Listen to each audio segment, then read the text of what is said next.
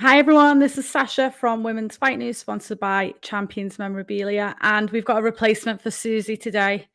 She's crying off sick as Susie, so we've got Rack in her place instead. Rack, how are you? I'm good. How you doing yourself? Not bad, not bad. And now we've got Lauren Parker, so let me just add Lauren in as well. Hey guys. How are you, Lauren? Yeah, I'm very good. Yourself? Not bad. I'm still tired from the weekend, but that's what it does to you, isn't it? Well, you had a crazy one, didn't you? I know, but I need to sleep over next time, I think. Rack, you were at the show as well, weren't you? I was at both the shows. I was at a show on Friday, Queensberry card, Rhiannon Chapman was in action. I was there for that night. And then for Saturday, of course, Ellie Richards, Ellie Scotney and Chantelle Cameron on the undercard. I was there for that too. So it's been a non-stop weekend. And on Sunday, I was at Arsenal, the Arsenal game. So triple. Long weekend. Lauren, you support Arsenal, don't you? I do. I've just been on AFTV. I don't know if you've seen it. I mean, I saw that you were on it. I wasn't going to watch it. I don't support Arsenal. I was like, if that's what you're talking about, I don't care. So. Yeah. But you know what I'm talking about, don't you? Yeah, Arsenal Fan TV. Yeah, they film outside the stadium. Robbie and Ty. Yeah. That's it. Yeah, so yeah, they invited me onto that. And do you know what? I just thought I'll sod it, get on. And yeah, it was a good experience. Good to get down to the show, meet Robbie and that and Lee. And yeah, really good. So up the Arsenal. Oh, poor on both of you, actually. Interested at all in this conversation. Where can everyone watch that, Lauren? Can we still watch it like on YouTube or anything? I can put a link actually on my Instagram. If you go onto YouTube and type in AFTV, it's one of the most recent ones. So I think that was put up on Friday because I went on Thursday to do the recording. So yeah, it's quite recent. Nice. I mean, I'm a Liverpool fan. I think we've done a lot better than Arsenal this year. So I'm the winner out of the three of us here. Now you were both. Sorry, say again, Rack. I said, yeah, most definitely so. Oh yeah, I mean, poor Arsenal. I mean, it could have been worse. You could have been like Everton. So you didn't do too bad. Let's talk about boxing. Let's talk about boxing. Football, I've had enough breathings. The season's over. On to the boxing. So you were saying. You were both lucky enough to be there at your call on Friday. Let's start with Raven. I know we're all fans and friends of Raven Chapman. You were both there. Lauren, what was it like? Tell us about like your just experience there and obviously seeing a female on a Frank Warren card for the first time in a few years. Yeah, I mean, amazing. I've done a little bit of work with Raven in the prep for that as well. And I know that she was excited, obviously, to get out and stuff. And yeah, the first woman in a long time to be on one of those shows. And yeah, I think she put in a great performance. It didn't last very long, did it? But yeah, I just think she was overall just a complete level above. You know, the girl just looked like she just didn't want to be there, to be quite honest. And as well, I've been in there with Raven myself, and I know that girl can punch. And to be fair, she probably felt the power, and yeah, that was it. It was over too quick. So well done, Raven. Yeah, it was a solid performance. Rack, what did you make of it? Yeah, it was an performance. You couldn't really fault her. 30 seconds is what it took. And she's done the job completely. Of course, I heard people were saying that it seemed a bit too easy for her. It was a bit of a blowaway, but people forget that 2 fights ago, Mezzi had a draw with Katie Healy, which was quite a controversial draw, which could have went either way. And Raven didn't leave any contest too away. It kind of just shows that she's above the domestic level. She's above the level of fighting any women, and that she's got so much more to offer. So a lot more to see. Really exciting times ahead. I think there's a lot more improvement, a lot more things she'll be doing with Queensberry now. Yeah, definitely. I mean, people on Twitter not complained, but they were like, oh, you know, it was a mismatch. And it's like, you can't do right for doing wrong because, you know, if Raven would have went the distance with it, everyone would have complained about that. Raven gets it out straight away and everyone complains about that. Now, Mezzi, she is a journeywoman, don't get me wrong, but she takes rounds off other girls. Like, she's tough. She just looked like she didn't want to be there because she was facing Raven Chapman. She took a huge blow to the body. She went to A&E, had bruised ribs. I mean, yeah, of course she isn't going to carry on. But just with boxing fans in general, it's like I know Rak, you said you had an answer to this, but I don't get what the best thing is that fans want to see. You know, it was only a third fight. If you look at when Sandy Ryan stepped up, and then she got beat, everyone criticised her for stepping up too soon. You don't step up quick enough, everyone criticises you. So what do boxing fans want to see, Rak? I think that's a question that's really, really hard to answer. I don't know what boxing fans want, because according to this part of the distance, Bezzy hasn't been stopped since 2019. In that period of time, she's had about between 10 and 15 fights. She's gone the distance of all of them. The last girl to stop Bezzy was in 2019, and that was by Alicia Baumgardner, world champion. So that's the kind of girls that's been stopping her in the most outing. So if anyone could say they expected Raven to get her out there other than her team, I don't believe they're generally telling the truth on that one. It was a fight that we did expect to go for a short distance. She finished it early. What more can you ask for? Like you said, if she went the distance, people say, oh, she should have done better. She didn't look that great. But she got a quality opponent out there who's only been stopped in recent times by a world champion. You can't please everyone in boxing. We know that there's going to be some kind of two pence or some kind of complaint. So you just got to take it with the punches, got to roll with it. Yeah, that's it. Lauren, you know, when obviously, what's your record now? My record is 8 fights, 6 wins, 1 draw, 1 loss. Yeah, so, you know, 8 fights in. When you're looking at when you were, you know, going into your third fight, what type of fight is it that you're looking for? Because obviously, you know, third fight in, you typically first couple of fights, you're doing 4 rounds, possibly 6 rounds. It's not a lot of time under the lights, is it? So what type of fight are you looking for in like that third fight? What type of fights? Yeah, you know, if you're looking for like an opponent. Yeah, I think it's really important. And what I've learned is obviously, you know, you need to build your career. So, you know, I think it's acceptable in the early stages to be having certain journeywomen that are going to build you up. You know, if you're going to go in early doors with these 50-50 fights straight away, it's not going to be good for your career. Certainly someone like myself, you know, going to the pro ranks, you know, it's all about building that confidence as well. And I think, you know, with Raven, she's got in there with a girl that has got a decent enough record, you know, and on paper it was a good opponent for Raven. But it just goes to show that, you know, yeah, she needs building too. Even though she's a great fighter, she still needs building. And yeah, that's just what it is, isn't it? To build over time and learn. And it just showed what class Raven actually is. So it's only better to come really from her. Yeah, definitely. It's like she was her own worst enemy in a way, in the sense of, I mean, I say her own worst enemy. She's done unbelievable. And it's only the casual boxing fans, I think, who have come out and be like, oh, it was a mismatch. And I think if you knew boxing, there's levels, isn't there? You don't jump in, like you've just said, straight away with a 50-50 fighter. It would make no sense. She'd be criticised for that anyway. Even if she... Well, do you know what I mean? They're looking out for her at the end of the day. And yeah. I thought it was a decent opponent on paper, and it's not her fault that she's dispensed of her in, what, a minute? Go on, Rak. Yeah. And just to say as well, fights ago, Mezzy versus Katie Healy, and that was a controversial decision to Katie Healy. Some saying that she lost the fight. So you've just taken a fighter or a gentleman who's given a very competitive fight to another prospect, put them with another prospect, and that prospect's blown them out of the water. So it's just showing the levels at this stage of the career. It's very hard to tell exactly where each fighter is.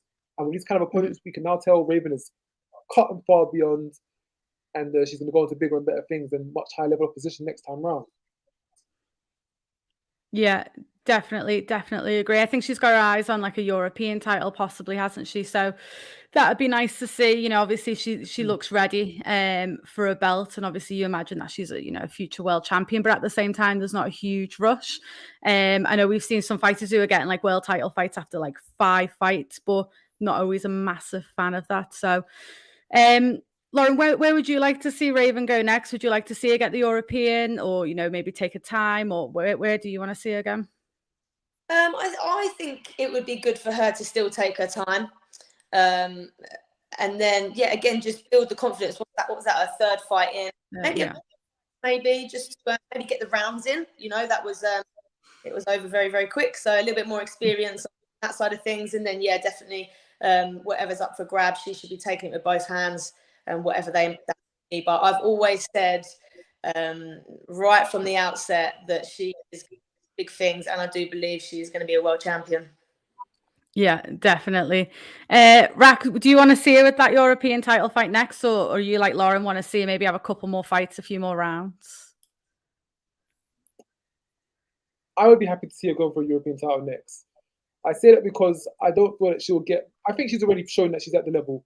You're going to get another girl in on the level of Mezzi. She's just going to blow her out of there in the first, second round. She's not going to give her too much competition. It can be frustrating for a fighter. I think she's at the level now where you can gauge what level the European champion is at. You can gauge whether it falls in line with how you think Raven's career prospect goes. And you can probably put her with her there now. I think you put her with the European champion, she probably beats the European champion while still learning and while still developing and improving. I saw, I think her name is Lisa Brosi, the current European champion. She actually won the title over the weekend. She contested for it. So looking at her record, I think she's definitely beatable. She is a girl that is Raven's targets, and I think it's, if you think you're ready, if the team thinks she's ready, why not go for it? If it's not as dangerous as other fights, you can go for it. Yeah. I've not seen much of the current European title holder, but I have seen a box rec, and it's slightly mixed. And obviously she's got more wins than losses, but I think she does have like about a handful of losses on her record. You would imagine Raven will possibly come through that one. Another prospect I thought also on Friday on a DAZN show was Rhiannon Dixon. Now, you were both at your call, so did either of you catch this fight? Honestly, I didn't. So. No, you... Did you, Rak? I was glimpsing it on the. I didn't watch the whole, but I was watching bits of it on the DAZN app. Whilst I was at your call. Yeah, it was like I say, it worked out quite well because it was her fight, and then I managed to like make dinner, and then it was Raven's fight, so it was perfect night for me. But it was a good. I'd definitely say if anyone hasn't watched it, go and watch it, because I needed to check on BoxRec. They announced it as a split decision win for Rhiannon, but then Matchroom put up the scores as if Rhiannon won a unanimous decision. So I actually don't know what went on, but it was a very scrappy fight, but it was a very good learning fight for Rhiannon. She ended up with a nice gash on her head, lots of head clashes. Rhiannon got a point taken off her for some unknown reason. She scored 2 knockdowns, but actually had 3 knockdowns. 1 didn't count. It was just a very bizarre fight, but it was poor refereeing yet again. And I don't know if either of you has caught the show the previous week, I think in Italy, and the refereeing was just an absolute shambles, in my opinion, on that one. And it was the same again. I thought this weekend, a bit of a poor display from the referee, but Rhiannon got through. Rak, what's your opinion on Rhiannon? I know obviously you didn't catch too much of the fight. I think it's a good learning fight to take. You're going overseas, you're going to Spain, you're fighting undefeated prospects in her home country, her hometown, and you're taking a lot from that. Just the experience of being there. She walked away with the win, which is even better. She put her down 2 times. She had a head cut. She had a clash. She had to fight through adversity. She had to be in a position that she weren't too comfortable and still come out on top. I know she's got a good team, and Anthony Crawler coaching her behind her, he's done it all himself. So she's doing all the right things. Of course, she hasn't got as much high press and profile around her as maybe some of the other female fighters, but she's taking the steps behind the scenes. She's learning along the way, and this is stuff that's all going to come to the forefront later on down in her career when she gets to those bigger, much more high-profile fights. Yeah, definitely. It was definitely a learner fight. I feel like she ticked a lot of boxes in that fight, actually. I loved listening to Crawler as well in the corner. He had 2 fighters that night, and I absolutely love listening to him in the corner. I think he's always spot on. He's very precise in what he's saying and very direct and to the point. Obviously, Rhiannon's had a bit of a nightmare. She's come back. I think she's just recently had surgery. Very stop and start career. I know she had a couple of fights scheduled on Matchroom, then they were postponed and COVID and things like that. Lauren, you had a bit of a gap yourself, didn't you, in your career? Was it a couple of years that you ended up having them? Yeah, 2 years out. But you know what? Like, I've said it in other interviews as well. Like, I actually genuinely feel blessed for it because I've come out of it so much stronger. I actually genuinely feel like a different person. And when I look at my fights prior to that, in fact, I don't even like looking back at them, because I'm like, oh my God, like, not even that person anymore. And I've come on so much since. So yeah, it was obviously having the time out, you get a bit frustrated with it, but it allowed me to have a little bit of downtime from it and take my mind off of the competing and the stress of it. And it allowed me to really start enjoying the sport again, because pre-COVID, there was a little bit of a time where I was like really down in the dumps. There was a lot going on family-wise with my fights, and there was a couple of them that had, you know, hopes and they've been postponed. And with everything together, I wasn't really in a good place mentally. And, you know, I remember going to the gym and my coach was like, Lauren, like, what's the matter? And I'd break down crying, and it was awful. And I started hating the sport as well, because I felt I couldn't give what I wanted to give. And yeah, and then obviously everything hit with COVID, and it's one of the things where I couldn't do anything about it. It was what it was. So, you know, I just had a bit of time to myself. At the time, I just trained from home. I didn't see my coaches, I think, for about a good couple of months or whatever it was. And then we started getting the ball rolling again. And I spent a lot of time with my coach, who's based in Essex, which is Paul Webber. He really focuses on like the strength and conditioning aspect of it. Of boxing. Very, very knowledgeable. He's also good at the boxing side too. And yeah, we worked very closely together. And yeah, he's literally brought the best out in me. And that first fight back with Ivanka Ivanova, obviously I'm guessing you guys may have seen it. I got my first knockout, so it kind of just was such a good moment. I was like, everything is come together. So although it was a really bad time for everybody, I only take the positives from it, and it's been good for me. Yeah, that was a great knockout. There's clips of that go around, and I know Susie for our channel uses that clip quite a lot. Actually, we like that one. Yeah. But I do think sometimes that time out of the sport, as frustrating as it must be, probably when you get back to it, you'll feel more grateful and probably hungrier. And I think we saw that as well from like the likes of Rhiannon Dixon on the weekend, where she come back from, again, obviously like yourself, just a lot, obviously COVID happened, it frustrated a lot of fighters. Then she's had to have surgery, she's come back, and I suppose it gives you time to mentally work on things as well, and kind of put you know, decide where you want to go and things like that. Rack, where are you wanting to see Rhiannon next? And who, you know, with her journey, obviously we just spoke about Raven, you know, possibly looking at a European. Where does, I know they're completely different divisions, but where's Rhiannon going in her career? Do you think she'll take her time a little bit more? Yeah, I think with Rhiannon, she has less amateur experience. She's still learning on the job quite a bit. Whereas Raven was in the GB squad, fighting at high level, training with the GB girls, competing with the GB girls. She's probably more schooled and polished. Rhiannon's still got more time, still developing. She's still probably quite far away from the finished product. So I think, yeah, as long as she keeps winning, she's got time and she's got a good team and support foundations around her. She doesn't need to rush in for the bigger fights just yet. She's fighting at, is it lightweight, I believe? So, of course, we know lightweight. Yeah. Katie Taylor's at the very top of it. Chantelle Cameron's talking about coming through. A lot of other competitive females around that division. So, yeah, she can buy her time, get experience, learn, build herself up before she gets to a point where she wants to be fighting for titles. Because, as we say, the lightweight division at this point, we just saw Taylor Serrano a couple of weeks ago. It's probably one of the most competitive female divisions around right now. So, yeah, she's got time. She's got time to keep building and developing. She's doing the right thing so far. Just got to keep at it. Yeah, definitely. I think, like, you know, the lightweight division is probably the most stacked at the minute.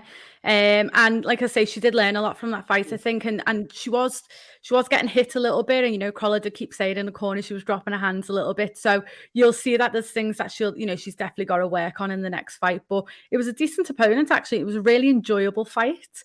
But like I say, a bit of poor refereeing, but what's new in boxing. A very convincing performance. I think all three of us were there, actually, weren't we, this night? Oh, Rack, did you make this fight or was you elsewhere? Which one, the Ellie or the Chantelle? Ellie. I missed the Ellie.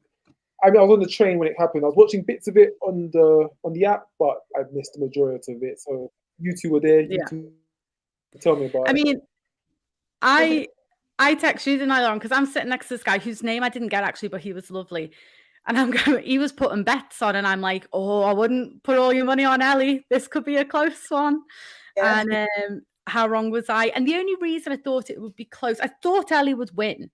The reason I thought it'd be close is Ellie won her last fight, but not super convincingly. I thought she got dragged into a bit of a dogfight at times. She didn't look super confident on the inside. And I just thought Roman would kind of do what she attempted to do against Ebanie. But she didn't. To me, I thought Roman tried to outbox Ellie, which it clearly didn't work. I gave every round to Ellie. Very convincing win. Huge improvements made from her last fight. Lauren, what did you think of it on the night? I thought it was a really good fight, to be fair. My expectations of Ellie were high anyway, and I thought she was going to grab that win. And she proved that, I was intrigued though of how it would go. Again, kind of backing off of what you said, I was ringside watching when she boxed Ebanie, and to be honest, she played that fight into Ebanie's hands just perfect. Yeah. But I'd equally seen Roman box at range and pick her shots better. So yeah, I was just intrigued how she was going to come out. But to be honest, I think whatever way she was coming out, I think Ellie had every angle covered, to be fair. She come out well. She was boxing at range and trying to pick her shots, Roman. But I think Ellie was just way too clever. She great footwork, making Roman miss a lot. It was a dominant performance. I think I actually did give one round to Roman, and that was round 5. And I think that's when she started putting the pressure on just a little bit, and she was having a success, which I thought was good, making Ellie slightly uncomfortable. But yeah, overall, a solid performance from Ellie, and I didn't really expect less there. Great fight. Yeah, it was a great fight. I really enjoyed it. Rack, I know you didn't see all of it, but from what you saw of Ellie in the last fight, what did you think, if anything, she needed to improve on for this fight? Well, from what I saw, I was at the last fight, next to you for the last fight. We watched it at Ali Pali. For that fight, she was under a bit of trouble. She was made to feel a bit more pressurized. She didn't have it all of her way. And it's like in this fight, she's definitely made the improvement. She's definitely felt a lot more comfortable in there for the full 10 rounds. From what I'm hearing for this time around, there wasn't any doubt where she seemed she was in danger or she was having the fight to pick from. That was the case when she fought last time at the Ali Pali. So yeah, she seems like she's made the improvement. She's improved. She's been more confident now. She knows what's ahead of her. She knows what she has to do with the McGuigan. Mm-hmm. Remember as well, last time, I think that was maybe her first or second fight under Shane. Was that the first fight with Shane? I think it was second fight. The first fight with Shane. Second fight with Shane. Still early on. Now she's had the third fight. It's probably been like a whole year now. She's more settled. She's more relaxed. I think this is the Ellie Scotney that we're going to be getting used to more and more in future. She's probably going to look. I think she's campaigning to fight with Bridges. There's always the option at super bantamweight. The Maria girl who also signed with Matchroom. I think that's another option. Yeah. So yeah, I think we'll be seeing her in more title fights, probably the next 2 fights at some point. Yeah, I mean, you can see the improvements made under Shane. I think the first fight they hadn't been together very long, and I think you could probably tell because it was like she was between 2 styles in a way, but I think she kind of brought out the best in herself. She's got a lovely jab, Ellie, and she really brought that into play this fight, where I didn't think she used it enough in the last fight. And then she looked very strong. I was hoping she'd get the stoppage because I know she's quite desperate for one, but I think the stoppage will come. I think for years now, I think practically since Ellie turned pro, she has called out Ebanie Bridges. They are in different weights at the minute, obviously bantam and super bantam. Ebanie Bridges has come out and said she's absolutely not going to move up. She's there her goal is to unify in the division. If Ellie could make the weight, because I didn't think Eddie sounded confident in Ellie moving down that night. If she could, Lauren, if the fight happened, how would you see it playing out between Ebanie and Ellie, putting you on the spot a little bit? But I watched the post interview, and obviously Ellie was very confident. She was like, all day long, I'm getting that win, and I like the confidence. But to be honest, I just really don't think you should underestimate Ebanie, because, and I know a lot of people have got some things to say about her, but I've actually been in there with her and I've shared the ring, and I've had some good rounds with her, and I'm telling you now, that girl can fight, and I think she makes it a hard night work for Ellie. So I don't want to say who I think would win, but I do think it would make for a great fight. Yeah, and I think if Ebanie uses a come forward, tenacious style that she can do, and quite happily as well, I think Ellie could at points struggle. But I think the two styles would work quite well. So it would be interesting. But like you say, I really don't think that is going to happen. And Ebanie has got a sight set on unifying anyway. So yeah. Yeah. Rack, how would you see that fight going if it was to be made? And do you think Ellie could actually move down a division? From my sources, I believe Ellie can move down. I think she can get down to bantamweight if she wants to go down to bantamweight. So I think that's definitely available for her, open to. I think going for the boxing purist perspective, Ellie has been top level amateur boxer, GB squad boxer. She's always been at a very good level from when she started professional, and she's always been tipped off to be a world champion one day or be one of the female faces leading for boxing. I'm not saying that Ebanie Bridges isn't going to be able to challenge her or compete with her. I think she'll make it a very tough fight. But I do think Ellie does have that potential element to her. She does have a wider depth of boxing skill to her. But at the end of the day, I'm not going to write Ebanie off, because I've seen her journey throughout the last few years. I've seen how much she's come to, what she's done to get that schooling, to get that education behind her boxing. She's flown out to Mexico to train with Baby Draw. She's set up camp with Mark Tibbs. She's been up and down the country sparring with girls. So she's going to bring her A game, and she's not here to lie down. So it'll be a competitive fight. You could always say that Ellie's got the better schooling, but hard work always beats natural talent at the end of the day. So it'll be an interesting fight. What Ebanie does next, of course, she's not going to move up. The champion's not going to move up. I think what makes more sense for her will be to get a rematch with Shannon Courtney. If Shannon Courtney is to win back her WBA title, to target one of the other girls, but as well, some of the other girls in the bantamweight division are serious contenders. You've got Dina Forceland, who's been knocking girls out. You've got Luna the Mexican, who holds the WBC title. So it's not an easy division. Unifying it would be great, but it's not something that's going to be done very easily. So we'll have to wait and see on that one. Yeah. You've just mentioned Shannon Courtney. So I spoke to Brian Cohen yesterday. So that interview will be released either tonight or tomorrow. And he did mention the Jamie Mitchell and Shannon Courtney rematch. And he said, absolutely no way is that rematch happening in the UK. If they want it, Shannon will have to come to the USA. Brian also said they're trying to change Jamie Mitchell's contract, extend it to give Shannon a couple of fights before she goes and challenges for that belt again. I'll be honest, I don't see Shannon Courtney beating Jamie Mitchell. So I know everyone talks about the rematch with Shannon and Ebanie. I think Shannon needs a belt to rematch it, in my opinion, because when Shannon won the belt and she was asked, would you rematch Ebanie? She said no, because Ebanie brings nothing to the table. So it's got to work both ways. If Shannon brings nothing to the table, Shannon can't rematch, in my opinion. I also just I genuinely don't see her beating Jamie Mitchell. Jamie Mitchell is a very classy boxer. I just don't see it happening. Lauren, if that rematch was to happen, Jamie Mitchell, Shannon Courtney, who would win? Jamie Mitchell, hands down. Since she's taken that belt as well, I think the confidence has literally gone through the roof. Yeah. Who was the Carly Skelly.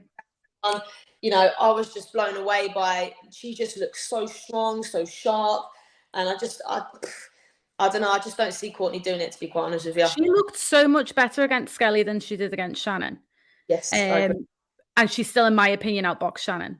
Mm-hmm. And don't get me wrong, I know Shannon had, knee trouble, and she had that humongous knee brace on, and you could tell, if footwork wasn't there. I still don't see Shannon having the boxing skill to beat Jamie Mitchell. Rack, what do you think? Well, just I interviewed Adam Booth on Saturday after the show. I asked him about how his box to get on when they get out next, and he did say Shannon Courtney should be out in either August or September of this year. So we'll see what level she's at. We'll see how much she's recovered. Of course, we all know she had her knee surgery a couple of months ago, so she's recovering and healing back from that. Many questions to ask. On the night, we can clearly see she had visible problems with her legs. She wasn't as agile. She wasn't able to move as much. I interviewed her in February, and she did mention in training camp she just wasn't able to get the best out of her. It was amazing that she was even able to compete and train, let alone fight at the highest level that she was beforehand. So a lot of unanswered questions that we're going to have to wait for the answers till when she has her comeback fight in August, September, when the legs healed up, when she's back to her normal self. We'll see if she can still do the things that she was able to do before. And from that, I think we'll be able to make an assessment of how she'll do in a rematch with Jamie Mitchell. Jamie Mitchell, she completely annihilated her last opponent. She got her out there in a few rounds, so she's high in confidence. Seems like she's getting better and improving. So Shannon's she's got a challenge on her shoulders, no doubt. But if she could do what she did before, I think she can overcome. Is this the right weight for Shannon Courtney? Because, fair enough, last time there was, she said she was on a period that affected her weight and if she didn't have a great camp, but it is not the first time that Shannon Courtney's missed weight. Is this the weight for her? Or I always say I think she should move up. Rack, what do you think? Like I said, last time around, the knee incident, knee brace, leg injury, we all knew that was going to affect her in some way or another throughout her camp, which she stated. But if it has been a prior thing, then it could be possible that she considers maybe moving up to super bantamweight. Maybe she moves up and see if she feels a bit more comfortable there. If it has been something that's been ongoing, so there's lots of competition around. There's still quite a few girls in super bantamweight, so that's something that she potentially looks into. Yeah. Lauren, say for instance she moves to super bantam, which I think she should. I'm sure she doesn't care what I think, but let's say, because again, something me and Brian spoke about was what about the Ellie Scotney, Shannon Courtney fight? I think it's a nice fight eventually to sell. Obviously, the ex-stable mates, I don't think they were mates at all. Who would come through that fight if, they're both full health and had a good few fights behind them at that point? Do you know what? I'll go for Scotney on that one, I think. I just think, don't get me wrong, I think Shannon is great. She's a good boxer. Her skill set is great.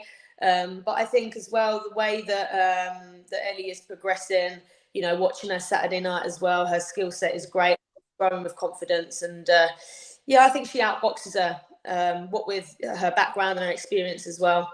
I see an Ellie Scotney win on that one. Yeah, that's a fight I'd like to see, really. But again, you don't know. I think that's a fight we could see down the line. I think if Shannon does come back at bantam, I don't think she'll stay there for long.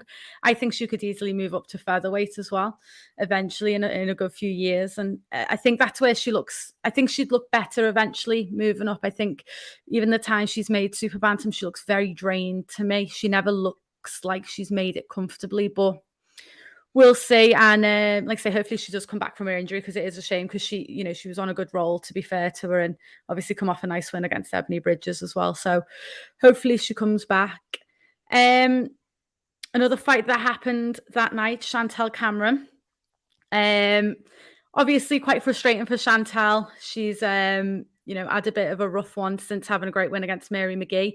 Have either of you seen what has gone on just today between Mary and Chantelle? I did see a little bit of what was going on, and Chantelle was fuming by the looks of it. But to be honest, it was a quick skim through, so I didn't really get the whole gist of what was going on. But a bit more. Rack, did you see any of it? I have no idea. Fill me in. What happened between Mary and Chantelle? So I think all that's happened is, I think Mary's put something, she's watching the Chantelle fight and she's saying it was a boring fight. And basically she's just criticising a little bit, Chantelle in that fight. And then, of course, Chantelle bites back, and next thing they're DMing each other. Just a bit of abuse, really. Just a bit of banter, but a bit of abuse, I think Mary had quite a lot to say. And then, Chantelle was firing back, was like, I beat you very comfortably. So basically you can't really criticise me. And then Mary was just putting it all on social media. But I didn't really get the point of it, because I don't know if Mary was, I don't know what her angle was really at it. but she wound Chantelle up definitely. So if that was her aim, she's won at that one. But have a look at Mary McGee's Instagram stories, and that's where it is all at. But I've heard a couple of boxers now who have said they weren't overly impressed with Chantelle Cameron on the weekend. Rack, you were there. What did you think about the fight and Chantelle's performance? See, I've heard this before many times when people talk about saying that they didn't look great, it wasn't impressive. If you beat an opponent 10 rounds to 0, unanimous decision on all 3 judges' scorecards, you've done exactly what you need to do. You can't literally do, other than knock them out, you can't literally do any more than that. Chantelle outclassed her in every department, beat her in every department, made it look close, made it look so one-sided that it was boring. What more could you ask from her? It's not her fault that her opponent isn't up to the standard that she is, or isn't as good as she is. She's done her job. Just looking at some examples, fighters like Andre Ward, when he had her fights, sometimes they'd be so one-sided. It's just boring. Like, we know he's not a knockout artist. He's not going to knock them out. He's just going to make it so one-sided to the point that it feels like, what's the point? And that's what Chantelle did on Saturday night. She UD'd her 10 to 0. So yeah, if she had that, like we saw with Mary McGee in the last fight, when she has an opponent that's up to the level, up to the standard, she's going to come forward, she's going to compete, she's going to make it an even fight. We get a real great fight. But Bustos, she didn't have anything to offer on the level of Cameron. And Chantelle, she just took it. That's all it was. Yeah, 100%. Lauren, what did you think of the fight? Pretty much, well, I second what Rack says, really. I wouldn't go as far as saying it was boring. I think that's really fair to say that. I think Chantelle just showed that she was a class above. I think Victoria didn't really bring much to the table, didn't really challenge her. And I think Chantelle works off of the better the opponent, like most fighters, the better the opponent, the better that you're going to be. If you look at her fight against Mary McGee, that was a cracking fight. And I think, people can say it wasn't overly exciting, but that's not Chantelle's fault, And I still look at what she was doing, completely outschooled her, the punch variation and the movement and, her defense as well. I think all round she did great and she should be really pleased with her performance. But I think it's really unfair to say it was boring. And like Rack said, everything she needed to do. And she should be pleased, I think. Yeah, I agree. I mean, I enjoyed watching it. Yeah, it wasn't the most entertaining fight in that sense. And I think what didn't help was it come after the Babbage fight. Yeah. And that was one of the most bizarre fights I've sat through. I couldn't stop laughing during it because I didn't know, like, they were just closing their eyes and swinging, and it was just so hideous. It was amazing. And obviously, I think it was quite exhausting watching that Babbage fight. So I actually think everyone was a little bit drained anyway. But like you say, Chantelle did what she needed to do. I mean, again, it's like what we were saying before. You can't do right from wrong, really, because Chantelle could have knocked her out in the first round and everyone would have been like, well, that was a rubbish opponent. And then she goes the distance. She puts on an absolute masterclass. Like you've just said, does everything she needs to do. Technically looked great. Pulled everything out the bag. Moved up and down the body well. Done everything. And then people went, that was boring. Like, what does everyone want? I just don't understand. Sorry. So, what I was going to say was, go on. Obviously, you're never going to please everyone. There's always going to be some kind of critic in some shape or form. Of course, I'm sure you've got more answers than I do, but I'm just really looking forward to the undisputed clash between herself and Callie Reese, whenever that may happen. All the belts on the line. So that's what I'm looking forward to, Chantelle Cameron. I'm sure in her head as well, that's probably something that's a big part in her mind too. Yeah, that's it. So I spoke, like I say, that interview will be out either today or tomorrow, where Callie will explain exactly what's happened and the reason for why she's not fighting. But that is a fight that she definitely wants. She actually mentioned if she is well enough, Callie would love that fight to be on the undercard of Katie Taylor, Amanda Serrano, if that was to happen. So, she is hoping to be fighting fit sooner rather than later. And Callie did also say she doesn't want a warm-up fight. She will just, she'll pick her up where she left off. So, fingers crossed we'll see that fight back, well before the end of the year, because like you both said, Chantelle's performance reminded me of Katie Taylor's last few before Amanda. Katie didn't look, not that she didn't look great, but Katie just done what she needed to do. She didn't have an exceptional performance like she did against Amanda Serrano, because you don't need every fight to be like that. You just need to win. And like you say, if she wins every single round, I don't know what more she could do. Now, after the fight, Chantelle, because I think it's still up in the air. I don't know the confidence that she has in the Cali fight. So she says she's interested in the Jessica McCaskill fight. Lauren, if that fight was to happen, but unsure on the weight, because Rick has said that he would like Jess to come down to 140. But if that fight was to happen, how do you see that playing out? Oh, that's a tough one. Tough one, because I've watched a bit of this. I've seen her live as well. I see your call against Katie. Good fighter. But do you know what? I really do rate Chantelle, and I think that, like I said earlier, like the better the opponent, the better you're going to see of her. I don't know. You're not allowed to sit on the fence. Not allowed to sit on the fence.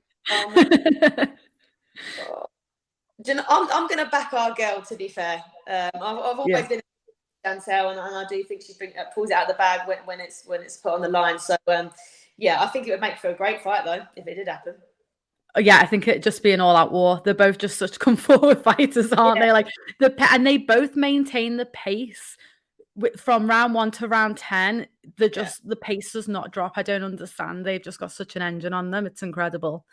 Excitement, I think, definitely. Oh yeah. If there's two good fighters, and you're just going to bring the best out of each of them. So, a very exciting fight. Yeah, 100%. Rack, how do you see it going if it was to happen? How do I see it? I'm a big backer of Jessica McCaskill and Rick Ramos. Like, I've been following what they've been doing. I'm quite close to the team, and I believe that they genuinely know what they're doing and have an idea. Since the fight with Katie Taylor, they've been against the odds each time around, and they seem to defy it over and over and again. Cecilia Brackhouse, First Lady, Hall of Famer, got the job done. Esther Sanchez got the job done. Erica Fares got the job done. Each time around, they seem to be stepping up their training, improving, defying the odds, going against the odds. And I think Cameron will really be their hardest fight today. But I do feel that they've got the abilities to get through that fight. But at the same time, I can't stay on the fence with this one. I'm gonna go with Jess. But at the same time, Cameron has a very good chance with that fight too. It's a real pick 'em fight. They're both at that level. They're both accomplished fighters. So it's another interesting matchup that we're getting between the 135 and 147 lineup. You seem to find all of the top females floating around that bracket somewhere. Yeah, definitely. It's going to be a close fight. I think in the ideal world, I think Chantelle and Callie will fight, and then, I know Rick always mentions that, undisputed versus undisputed, and, whether these obviously agree are a weight. Jess isn't really a natural welterweight, so she would happily move down. And I know Rick did put out on Twitter that he was happily get Jess to fight Chantelle, but for her belt, for Chantelle's belts. But obviously before that can happen, surely Chantelle would rather stick to the Callie Reese fight, attempt to become undisputed, and then you'd have the Jessica fight. I think it would be extremely risky to have the Jess fight and then, further down the line. Plus, Callie isn't going to wait. Callie has said when she's back fit, obviously she wants to crack on, and obviously her objective is to become undisputed. With that then, so obviously Chantelle Cameron as well has said that she will move down and fight. She would love to fight Katie Taylor. If that was the case, Chantelle, Katie, who would win that one? Because I think that's even tougher to call than the Jess fight. Lauren, I'll go with you. And you still can't sit on the fence. Oh, do you know what? I think I'm going to go with Katie on this one. Ooh. Yeah, go with Katie on this one. Again, another great fight, and I think Chantelle does have the tools to do it. Have a great camp and improving lots and stuff, but I don't know. I think Katie is just slightly a level above, if I'm honest. But controversial. I would actually back Chantelle Cameron in this fight purely because I think by the time the fight happens, Katie at this point would have been in at least 2 fights with Amanda Serrano. You know, one more, hopefully. I'd still like to see the trilogy. She's been in 2 tough fights with Delphine Pursoon. I just feel like, not her luck is running out, because none of it's by luck, but they're big, tough fights that surely are taking it out of her by now. And I think Chantelle has waited that long for a big opportunity. I don't know if she'd even allow herself to not win that fight. I don't know why. There's just something about her that I think she's built up that much frustration with not being given probably the respect that she deserves, that I think she'd probably do anything and everything to make sure she got the win. But I think, again, it would be a 50-50 fight. And I think this is what's unfortunate for someone like Chantelle Cameron. Straight away, you've got 3 opponents. You've got Callie Reese, Jessica McCaskill, Katie Taylor, all to fight for undisputed, all potential opponents for Chantelle Cameron, and yet she's still not in the limelight. Rack, what does Chantelle need to do to become, you know, in a way like a Katie Taylor, to have the limelight and the, you know, the media attention that she deserves? I think one of the big steps that will lead to that is the fight with Callie Reese. Once she can claim undisputed, once she can claim that she definitely one of the top 5 females, best females out there, then the other fights start becoming a bit more attractive. Then it seems a bit more appealing for other fighters to call out Chantelle Cameron. Of course, in women's boxing, there's not as much fighters, so having a world title may not get you over the line, but once you're undisputed, you are clear-cut the number 1 in that division. Of course, like I said, between 130 and 147, the girls seem to float around. So she's the number 1 at 140. There's no reason why the number 1 at 147, 135 can't call her out, why they can't get it on. So I think getting that fight with Callie Reese, getting that undisputed under her belt, then it might widen up a bit more. Then she might be seen as one of the top girls. She might break the top 5 pound for pound, depending on what style she does it in. Then I think that will come along with it. To say it on the level of Katie Taylor, I think is very difficult, because I don't think there's not going to be another Katie Taylor. There's not going to be another female to transcend the sport how it has. Olympic, well, amateur accolades of that level, Olympic accolades of that level, poster girl of matchroom female boxing, cleared away. There's not going to be another one for a long time. But Chantelle Cameron in her own right can win undisputed, have maybe 1 or 2 profile fights, and then she can start getting those accolades, but then she can start getting that recognition that she most probably does deserve. Yeah. I mean, like you said before, especially in women's boxing, having a belt actually doesn't give you probably the accolades that you should. I put something on Twitter I think last week, and I got so much hate and criticism for it. And I was only asking a question, so I was like, never doing that again. But obviously, Chantelle had been very open and honest about her frustrations. And I asked the question, and I didn't even put my opinion out there. And I think I'm too scared to put my opinion out there now. But I just asked the question, would Chantelle benefit in the long run leaving Matchroom? Now, I've got my opinion, but I actually want to hear both of yours first, and then I'll decide whether I'm brave enough to say mine. But Lauren, she's obviously with Matchroom. Now, I know, Rack, you've just said about, you know, becomes undisputed, then that would help. I don't think it's helped Jessica McCaskill at all. She beat Cecilia Brackhouse twice. Then she was like quite inactive for a while. So I don't even think that helps. But Lauren, let's say there was an opportunity for her to possibly move to a different promotion. Would that be a good decision or a bad decision, in your opinion? Well, I think Eddie's done an okay job of promoting her, but I don't know if there was other opportunities elsewhere, then she'd have to think about it and obviously make that decision. I don't know, but I don't know. I think she's such a good fighter with such potential, and I just don't really think she's getting the credit that she deserves right now. I don't know. That's a tough one to me. I don't know who she could go to and how that would benefit her, or what opportunities they could bring that Eddie couldn't, or whatever. Do you know what I mean? So yeah, I don't really know if it would be a good shout for her, but she's just got to do what's best for her. And if the opportunity come up and it was a better opportunity, then yeah, I think take it, because I think she's been just pushed, you know, to one side quite a bit, and I don't know. I just think she deserves a little bit more. Yeah, I agree with that. Rack, what's your opinion on it? Oh, I actually know yours, because you were the one that tweeted straight away.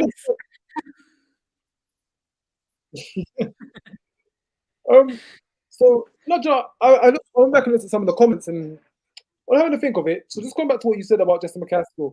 Jessica McCaskill was the girl who wasn't meant to win the fights that she's won. She wasn't meant to kind of make it this far. I remember saying that to Rick.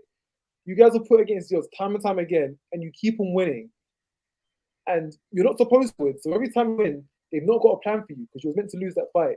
The fight with Brackhouse was meant to be a fight for Cecilia just during lockdown so she can keep active. Turns out that Jess won. Okay, Jess won. Jess had the rematch. Jess won that again. Even before that, when she first Erica Fajes and Esther, 2 tough fights against former world title contenders. Not really sure she's going to win these ones. Oh, she's won them. So again, they didn't have a plan for her. Cameron's not in that position. Since Cameron is one of the foundational matchroom fighter girls, they want to push her. They want her to go forward. They would want someone, once Katie Taylor hands it in, to kind of take over the reins. But of course, Katie Taylor and Chantelle Cameron are very different people. If she was to go to someone else, let's say Boxer could potentially be a good option. But then you have to ask yourself, who do Boxer have in Chantelle Cameron's weight class? What fighters do they have around that division that they can give her big fights with? Right now, the Zone seems to hold all the cards when it comes to those smaller weight classes. Boxer only have Savannah Marshall and Kristen Shields, which of course is a massive fight, but they've only got those 2 middleweights who they're operating with. I don't see Chantelle Cameron going up to fight Natasha Jonas at 154. I don't see that happening. No.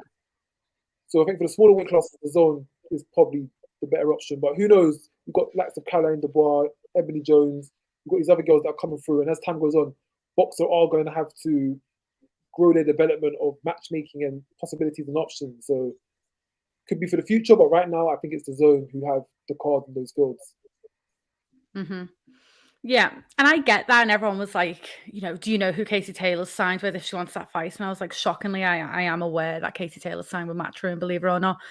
But I think for me, for as long as she stays with Matchroom, she is always going to be the girl in the background. She will, and I just think, I get, making fights is difficult at the best of times, and I know this is easier said than done, but obviously just because she's with Matchroom doesn't mean she can't fight someone else from a different promotion. I know it's harder, but if she is with Matchroom, I do not believe Katie Taylor and Chantelle Cameron will ever fight. And my thought process behind it is that fight is not worth any money because Chantelle Cameron is not promoted the way she should be. So she isn't a big seller. She didn't sell out at the O2 with Mary McGee. But when you watch that fight, it could have sold. That's not Chantelle's fault. I'll always blame the promotion for that. She's not selling. That's down to other people around her not pushing her, doing media, doing whatever else is needed to be done. And for as long as Katie Taylor's with Matchroom, they will not focus on Chantelle. She will not be the moneymaker, and they won't make that fight. End of whether she's with Matchroom, whether she's with Boxer, BT, whoever. I'm on the fence with that. I'm on the fence. It does come down to the promotion. The promotion can make a lot of it happen. But I'm going to use an example here. Ebanie Bridges, someone like herself who's just very well spoken, very outspoken, does a lot to put herself out there. I'm not saying Chantelle's got to walk on an injury, but Chantelle isn't the most. Those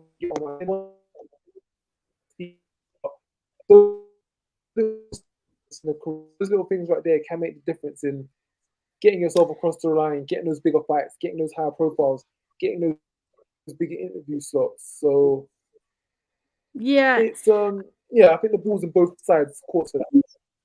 I do get what you're saying, but Katie Taylor's not like Ebanie Bridges, so I'm a big fan of Ebanie Bridges, but I do not like how everyone compares. And I'm not saying you're doing that, but everyone goes, well, Ebanie Bridges done this, Ebanie Bridges done that. I know what she's done, and what she's done is very much work for her, but that is a very individual case. And like, if I was a pro boxer, that wouldn't be my way, because that's just not who I am as a person.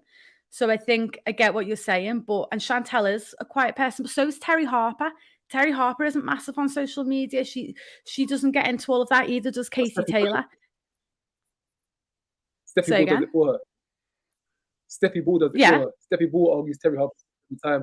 And the thing That's what I'm saying. Taylor, Chantelle needs that team around her. Katie Taylor is the quiet one, But in a funny way, every once in a while, you'll get a fighter who doesn't have to talk much, and that will just sell itself. Where Katie Taylor was the foundational Irish champion, she was one of the first the first female Olympic Olympian. She won the gold medal. She done all the stuff in amateur before. Her reservoir was so big, she didn't have to talk. She was already kind of a star in Ireland before she even turned professional. So once she turned professional, it's just a matter of her continuing to do what she does. Most fighters or most athletes don't have that position where they don't have to talk to sell themselves.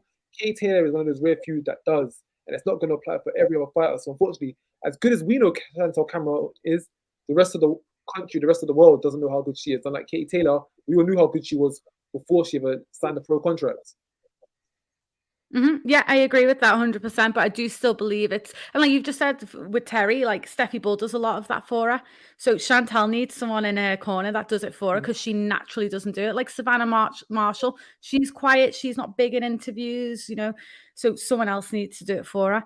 Lauren, obviously, you know, you're a current boxer. Like for you, with all of that, how hard is it? Because obviously a part of the business now is being present on social media, getting your name out there, getting the sponsorships. How difficult is that? And how much would you like in the ideal world to pass over to someone? I find it, it's extremely difficult, and it's such a big part of it. And sometimes it's sad really that you have to do that. But I guess on this platform, you do need to push yourself, and you need to stand out from the rest. Otherwise you can sometimes be put to the back, you know. And it's like me when I first started out, and, you know, doing any like this, oh my God, I feel like I'm completely melting, and I've literally had to try and learn and put myself in the deep end sometimes to put myself out there, to try and get people to know my face, you know? And a lot of what I have done is down to myself, and putting myself out there. But yeah, I think it is important. You do definitely need someone behind you and pushing you. You know, at the beginning of my career, I was signed with a manager, and, you know, there wasn't any promotion at all. And it was just, you know, you have to do it off yourself, and being quite unconfident on the media side of things, that was tough for me. But now I'm sort of coming through a little bit more. I'm getting back out there. I'm now boxing, and I'm on Unified Promotions, and I fully understand how much a big part it plays. I'm really going out of my comfort zone to do that. You know, and they push that as well. You know, it could be pushed a little bit more, I think, but very, very important to have that backing to push you out there, especially for the ones that aren't confident enough to do it. You know, because they're an amazing fighter, like Chantelle, like a lot of these other girls. You know, but they do need that little bit of a big. Yeah, definitely. I think, like, you know, like you said, racket is down to the fighter as well. But I think, I mean, it's just a classic thing within just female sports. The exposure isn't the same. Boxing is well ahead of many other sports, don't get me wrong. But, you know, I think her exposure can be quite poor at times. And I do believe that is down to the likes of Matchroom. But, and people say I'm a Matchroom hater, but I'm not. But that is just my opinion. But, you know, hopefully they get this Cali fight, and it is on a massive, massive show like, you know, a Taylor Serrano. Now, my opinion on Chantelle Cameron, because her career reminds me in some way similar to Amanda's, where she's doing everything right. She's knocking on the door. She's beating people comfortably. They get knockouts. And it took someone like Jake Paul to bring Amanda to kind of everyone's eyes, you know, apart from boxing fans. It took someone like Jake Paul to increase their pay from 6 figures to 7 figures. With someone like Jake Paul, because obviously, you know, you're an Xbox, so like, is he good for the sport, bad for the sport? Like, what's your opinion on someone like him? Oh yes, most definitely good for the sport. I think it's now beyond question whether he's good or bad for the sport.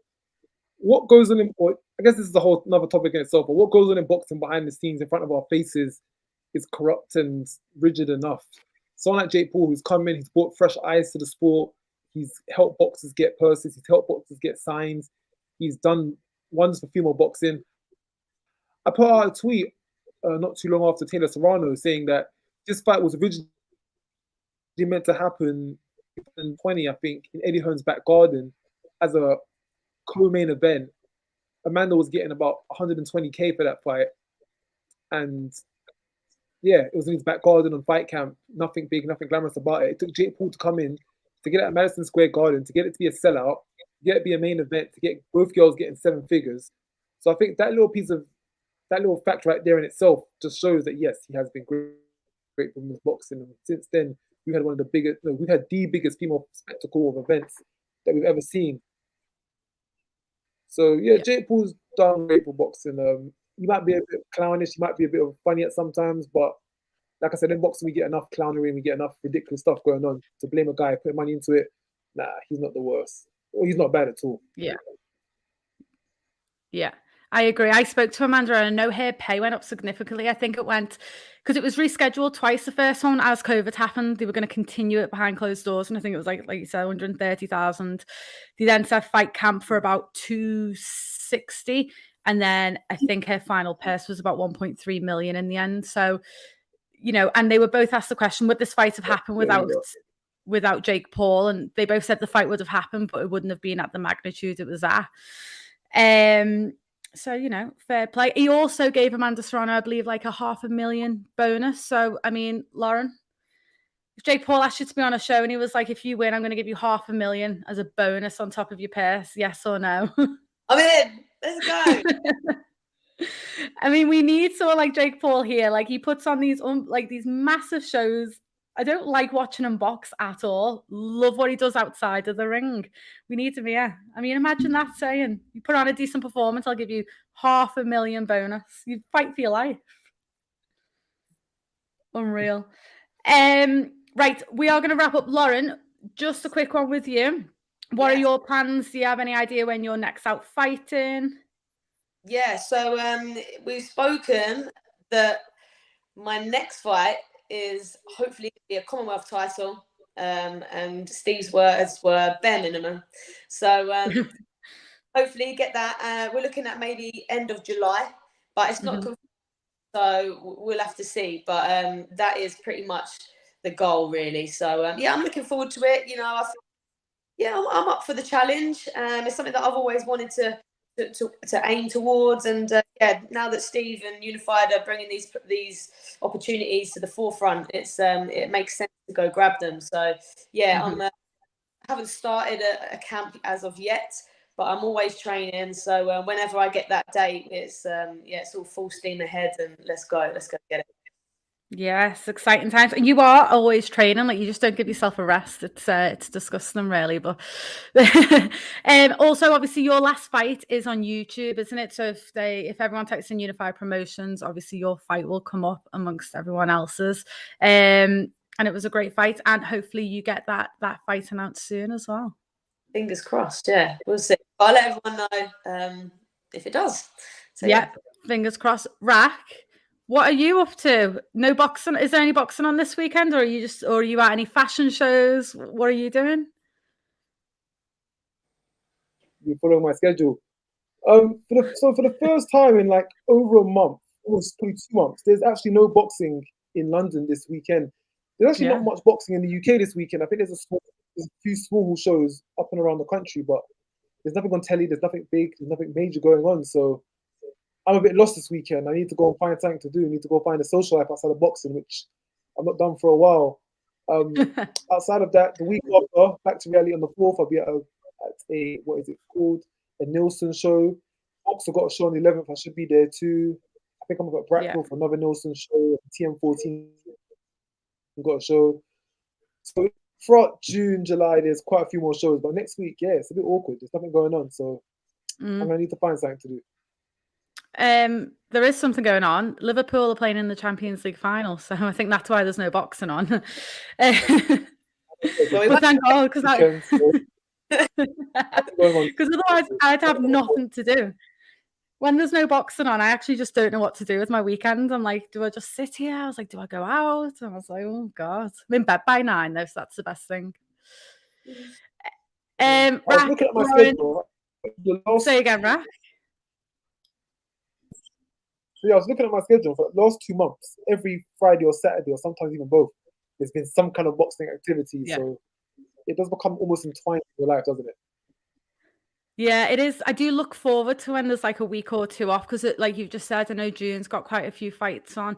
Obviously, I know there's a show up in Cardiff, London, Coventry's all coming up, isn't it? And all over the next few weeks. So yeah, just gonna have a little rest. Lauren's hopefully fighting the end of July when I'm not booking a holiday. Make sure I go on holiday in September, the beginning of September. So just obviously don't pencil anything in for then, and then we're all good. Yeah. Right. Thank you both so much for your time, and I will speak to you all soon. Cool. See you later. Bye. Bye. See ya. Bye bye.